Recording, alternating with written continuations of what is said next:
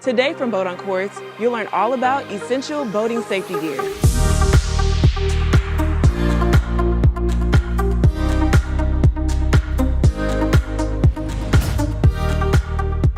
Being on the water is one of the best ways to enjoy the outdoors, no matter the season or weather. Are you ready for an adventure? Remember that no two boating trips are the same, so using a pre-departure checklist is one of the best ways to be prepared. You'll want to make sure that your safety gear is in good working order and you have all the safety equipment to meet the legal requirements. When taking an inventory of your gear, consider the experience and comfort level of your passengers. Even when you take short trips on your boat, get prepared by reviewing your checklist. Let's review legally required and recommended safety gear. Remember, having and knowing how to use all safety gear is essential. Now, let's get started. You may be selected for a vessel safety check, so let's make sure you have the 6 legally required safety items aboard.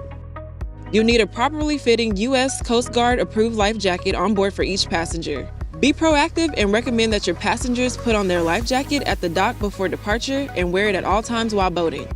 If your boat is longer than 16 feet, it's required that you have a throwable flotation device. A cushion or a ring buoy can be used, and we suggest having at least one throwable with a line attached in case you need to pull someone back to the boat. Let's look at the legal requirement for fire extinguishers. If your boat is under 26 feet, you're required to have at least one B1 type extinguisher. If your boat is 26 to 40 feet, you'll need 2 B1 type extinguishers or 1 B2 type. It's important to check the expiration dates. Check that the device is charged and in good working order, and make sure that all passengers know where the extinguisher is and how to use it.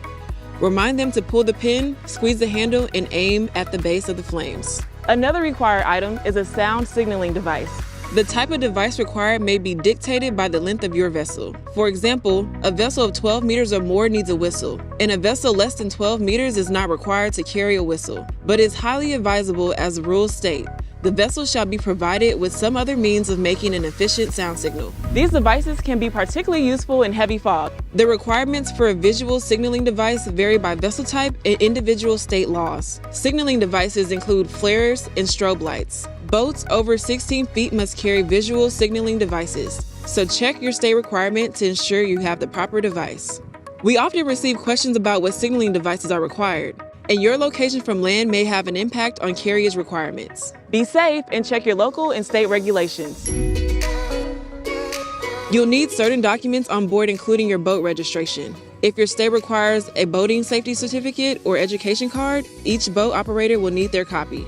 If you are fishing, check your local and state laws since most areas require a fishing license. Make sure to have these legally required items prior to departure and check with your local state laws. Next, let's review additional safety gear that's recommended to keep you and your passengers safe. Some state laws vary, so having these items on board can help ensure safety and legal requirements are met. Maybe you are boating to get away from the hustle and bustle of life, but a communication device can save your life if you get into trouble. Most boaters have a cell phone, which is great when there's a signal. A communication device that relies on satellite transmission is more reliable on the waterways. Using the VHF radio, you can send a message to other boaters or the U.S. Coast Guard. In the unfortunate event that you find yourself in an SOS situation, a personal locator beacon, commonly called a PLB, can attach to your person, or an emergency position indicating radio beacon, or EPIRB, which is installed on your boat, can save your life. If you're not ready to make the investment, there are some organizations who rent these devices. You never know when you may need a Band-Aid or get a splinter. A simple medical kit is good to have on board your boat.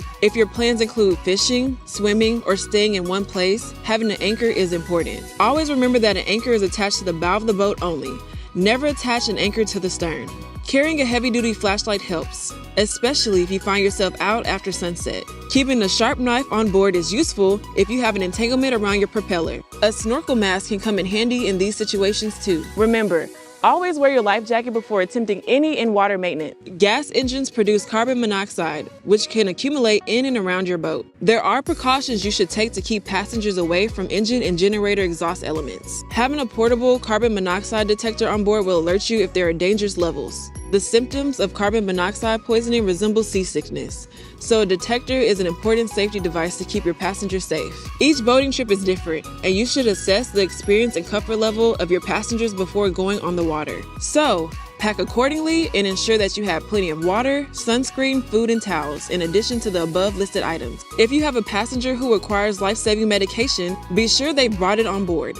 Remember to check the 6 requirements against your local and state laws to ensure you have a complete gear list, and also include the recommended items. You may have some of this gear already.